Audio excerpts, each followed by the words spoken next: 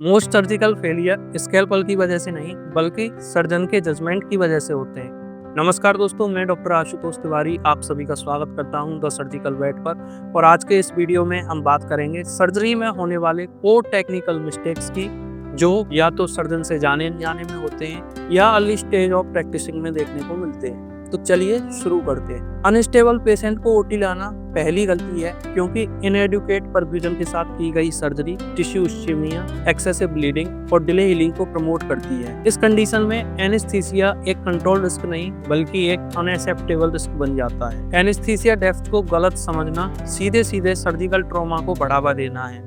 Light plane of anaesthesia में patient pen पर respond करता है, मूवमेंट करता है, तो सर्जन अननोइंगली टिश्यूज को एक्सेसिव ट्रैक्शन और फोर्स देता है। Over depth of anaesthesia hypotension create करती है, जिससे सर्जिकल साइट पर परफ्यूजन गिरती है और हीलिंग कंप्रोमाइज होती है। टेम्परेचर मॉनिटरिंग को इग्नोर करना साइलेंट किलर है। हाइपोथर्मिया से एक्सेसिव ब्लीडिंग होती है, ड्रग क्लियरेंस स्लो होता है और रिकवरी डिले होती है। कई बार सर्जरी टेक्निकली ठीक होती है, लेकिन पेशेंट हाइपोथर्मिया और एनेस्थीसिया इंट्रैक्शन की वजह से लूज हो जाता है। टिश्यू हैंडलिंग पर सर्जन का कंट्रोल एक क्रिटिकल फैक्टर है।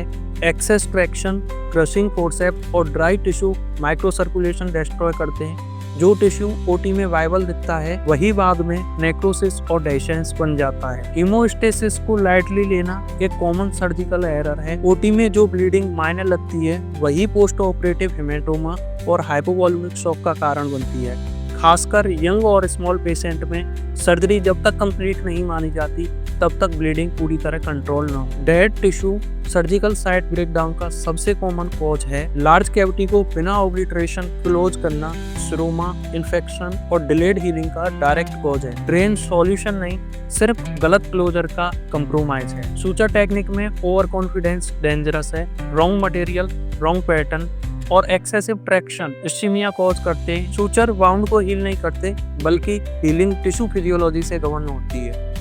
एसेप्सिस का कंप्रोमाइज और पोस्ट ऑपरेटिव केयर की नेग्लिजेंस एक कॉस्टली मिस्टेक है। मैक्सिमम फेलियर ओटी में नहीं बल्कि फर्स्ट 24 आवर में होता है। पेशेंट को बिना सिस्टमिक एग्जामिन या जनरल एग्जामिनेशन के सर्जरी करना पेशेंट को डेथ तक ले जाता है। अच्छा सर्जन फास्ट ऑपरेट करने से नहीं बल्कि सही फिजियोलॉजी, टिश्यू रेस्पेक्ट और सर्जरी एनेस्थीसिया बैलेंस को समझने से बनता है।